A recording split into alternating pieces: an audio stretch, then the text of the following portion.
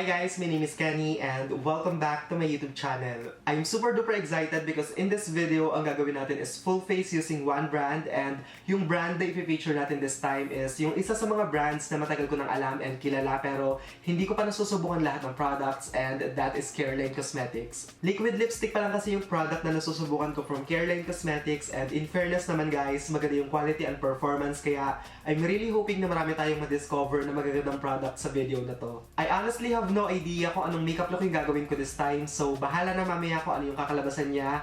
Pero kung gusto niyo malaman guys how I feel about all the products na gagamitin natin sa video na to, just keep on watching.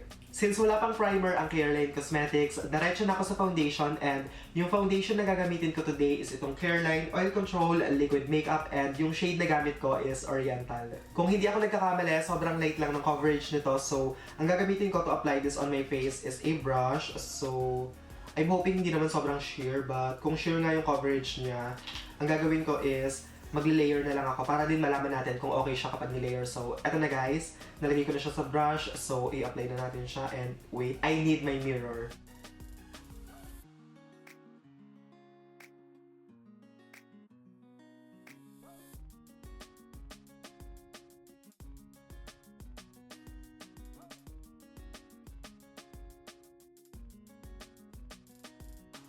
Eto guys, yung itsura ng face ko ngayon after kong i-apply yung foundation, and obviously, kitang-kita nyo pa rin yung mga skin imperfections, so light lang talaga yung coverage niya, kaya kung kayo yung klase ng tao na gusto yung foundation na may medium to full coverage, obviously, this product is not for you. Pero kung kayo naman yung klase ng tao na naghahanap ng foundation na light coverage lang, yung perfect for everyday, tapos mag-i-even out lang ng skin tone nyo, feeling ko okay na tong foundation na to. Yun nga lang guys, medyo may lagkit feeling siya, so kailangan talaga iset nyo siya ng powder after para mas komportable siya kapag nakalagay sa face. Yung color selection nito guys, unfortunately, sobrang hindi maganda kasi lahat mapuputi, so kung mura na kayo, walang kulay na magmamatch sa inyo. Pero kung maputi naman kayo, feeling ko may shade na magmamatch. I'm really hoping na sana magdagdag pa ng kulay yung CARELINE Cosmetics dito sa foundation na to, kasi 95 pesos lang siya, so para mas maraming makatry, sana damihan nila yung kulay. Since wala pang bronze and pang contour ang CARELINE Cosmetics, ang gagamitin ko na lang para i-warm up yung complexion ko is itong CARELINE Cosmetics Pimple Concealer in the shade Chesnut. So ang ginagawa ko ngayon guys is nilalagay ko lang siya sa outer perimeter ng face ko.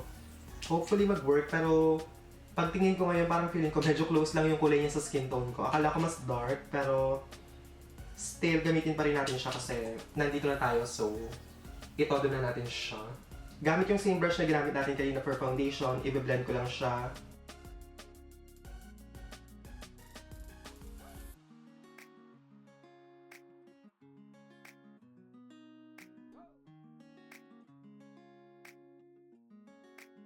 Honestly, parang wala masyadong nangyari after kong ilagay yung concealer, pero feeling ko naman medyo nag-darken yung foundation ko, so okay na din. Sobrang duwitig na ng face ko ngayon, so para ma-mattify siya, isat lang natin siya with a powder, and yung powder na gagamitin ko today is itong CARELINE Oil Control Face Powder in the shade Natural. Ito yung itsura ng packaging ng powder, and once you open this, ito yung itsura niya guys. May salamin siya and powder puff, tapos ito yung product, and may kasama siyang plastic. So, gagamit lang ako ng powder brush para gamitin to, and in fairness sa kulay niya guys, maganda siya kasi yellowish. So, super powdery nga lang guys, kaya be careful. Top off niyo yung excess. So, ang gagawin ko is, ipapress ko lang siya para hindi mag-move yung mga products na nilagay natin kanina, which is yung liquid foundation and also yung concealer.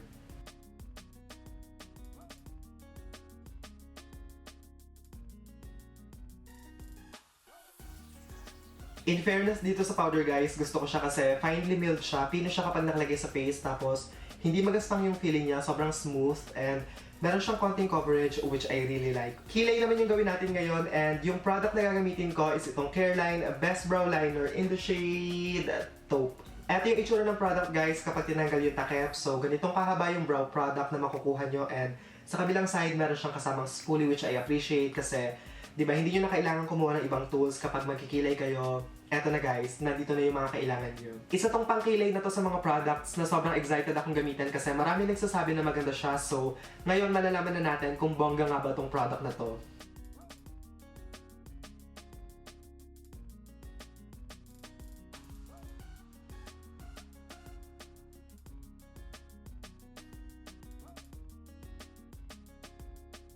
Eto guys yung itsura ng kilay ko after kong gamitin tong Careline Best Brow Liner in the shade Taupe, and gusto ko to. Honestly, hindi talaga ako big fan ng mga pangkilay na pencil kasi masanay akong gumamit ng pomade and cream type, but with this one nagustuhan ko siya kasi yung consistency niya sakto lang, hindi siya sobrang tigas and hindi rin naman sobrang lambot, as in super duper bilis lang niya gamitin sa kilay. Tapos yung spoolie niya gusto ko din kasi maganda siya, hindi siya matigas. Medyo napuputian pa ako ng konti sa face ko, so para i-warm up ng konting-konti yung complexion ko, gagamit na lang ako ng Careline blush, and yung gagamitin ko is itong Careline Oil Control Blush in the shade Starlight Shine. So, ayun yung kulay niya guys. Medyo ma-red siya. Warm yung color niya, so konting-konti lang ilalagay ko. Hopefully hindi masira yung base ko, but bahala na si God kung ano man ang kakalabasan nito. Sobrang konting-konti lang ilalagay ko para lang talaga medyo magkaroon ng warmth yung face kasi parang flat tignan eh. So, let's see kung okay siya. So, ibabuff ko lang para medyo mabawasan siya. In fairness sa kulay guys, pwede siyang pang warm up ng face basta wag lang sobrang dami.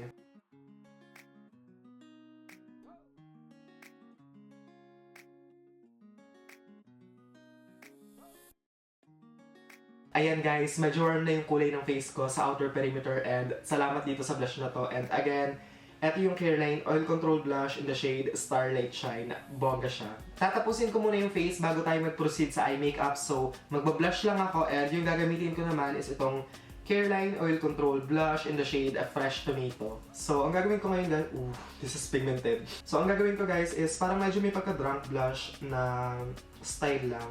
Oh my god, this is so pigmented. I need to be very careful pala with this one kasi it's very pigmented. So, hinay-hinay lang dapat kasi mabilis naman magdagdag. Pero in fairness sa kulay guys, I really like the color. Ang lakas maka-fresh and perfect siya ngayong summer.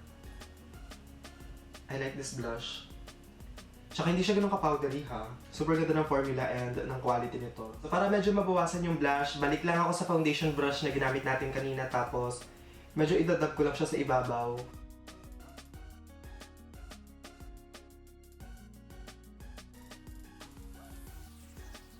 Diba hindi na sobrang intense na itsura niya? Perfect. Eye makeup na tayo ngayon, and since walang matte color sa eyeshadow palette na gagamitin ko, yung gagamitin ko na lang for my transition is itong Careline Oil Control Blush in the shade Starlight Shine, and i-apply ko lang siya all over my crease using this Zoeva 231 Luxe Petite Brush. So, i-apply ko lang siya, tapos i-build up ko lang yung kulay niya hanggang sa ma-achieve ko yung gusto kong intensity ng kulay. Super nice ng color nito guys, na-obsess ako.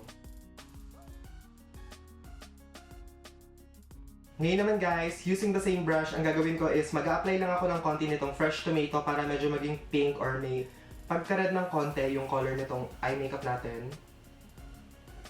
And ipo-focus ko lang siya sa outer and sa inner corner.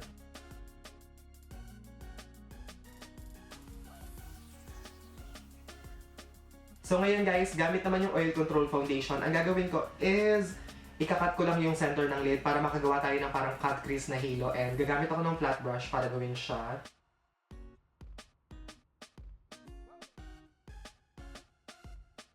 So para sa lid, yung gagamitin natin is yung isa sa mga shades dito sa Careline Pocket Eyeshadow Palette in Daydream, and I'm not sure kung ano yung gagamitin ko kasi lahat ng colors ang gaganda guys, super duper pretty. So feeling ko ang gagamitin ko na lang is etong parang champagne color dito sa palette. Wow! This is pigmented guys. Hashtag SHOOKT. It's pigmented guys, in fairness.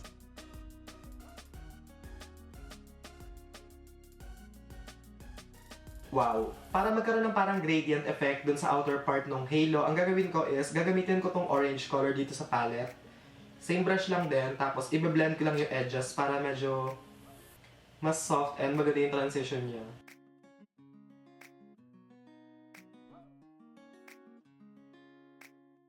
Balik lang ako dito sa Starlight Shine para i-deepen pa ng konti yung outer and yung inner corner. Ngayon guys, para medyo i-darken pa yung outer and inner corner ng eye makeup natin, ang gagawin ko is gagamitin ko tong dark brown shade dito sa eyeshadow palette, and para i-apply siya, gagamit lang ako ng pencil brush.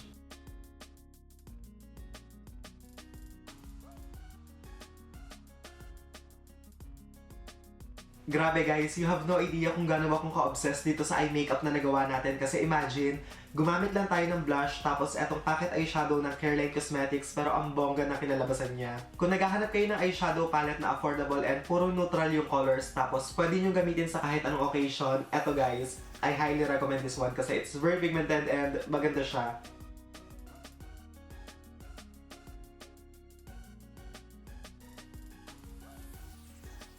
For mascara, ang gagamitin ko is itong Careline Go Long Mascara. So, eto guys yung itsura ng wand ng mascara. It's super slim lang.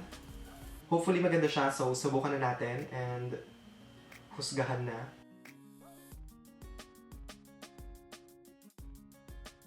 Eto na guys yung itsura ng lashes ko after kong i-apply itong Careline Go Long Mascara and honestly, yung effect niya sa lashes ko parang yung hyper curl ng Maybelline, so baka magandang dupe to for that one. So for me, okay siya. Isa pa sa mga products ng Careline na sobrang excited ako subukan is itong Careline Graph Ink Waterproof Liner kasi maraming nagsasabi na maganda to, so subukan natin siya ngayon. Sa totoo lang guys, wala talaga akong hilig sa mga liner. Talagang hindi ko siya gusto kasi nahihirapan akong gawin siya. So for this one, ang gagawin ko is magla-line lang ako kasi maglalagay ako ng false eyelashes pero hindi ko siya iwiwin kasi baka hindi magpantay, ma-stress pa ako ng bongga sa gagawin ko. Eto guys, yung itsura ng applicator ng eyeliner and super duper nipis niya, kaya perfect siya sa pag-wing and eto yung swatch niya. Wow, super duper black and pinning niya guys. Eto yung itsura. I'm very excited na subukan siya. Again guys, hindi ko siya iwiwing, gagawa lang ako ng manipis na line para may kapitan yung eyelashes ko mamaya.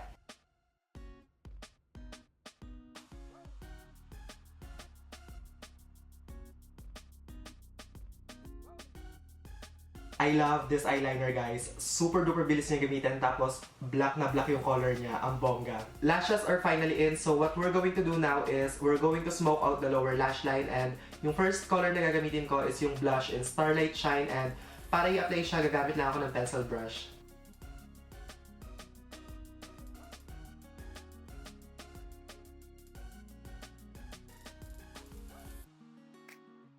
Para i-darken pa ng konti yung lower lash line, balik lang tayo dito sa pocket palette tapos kunin lang natin yung dark brown shade ulit and same brush, i-apply natin siya sa lower lash line.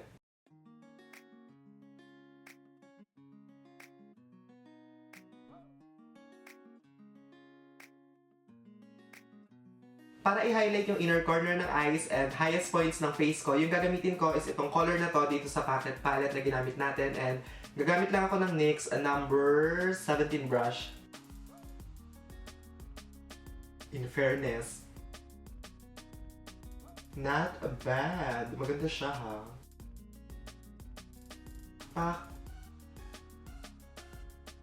Powdery lang guys, pero carry na. Di na masama, maganda siya pang highlight ha.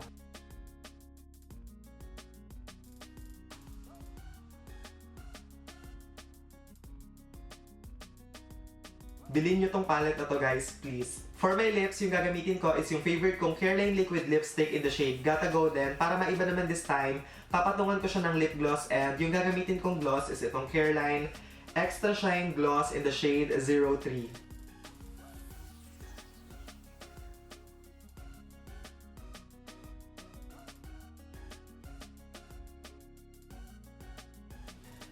Ang bango ng gloss.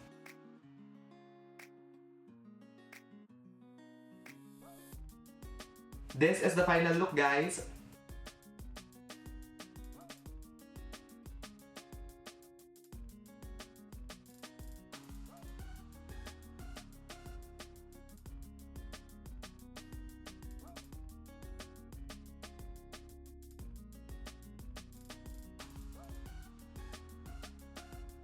That is it for today's video guys. I hope na nag-enjoy kayo and sana nagustuhan nyo yung makeup look na ginawa ko. Kung may brand ng makeup na gusto nyo gawin ko ng ganitong klaseng video, just let me know in the comment section kung anong brand yon and I will try my best na gawan siya ng video. If you enjoyed watching, don't forget to give this video a thumbs up. Subscribe to my channel if you haven't already para ma-notify kayo kapag may bago akong uploads.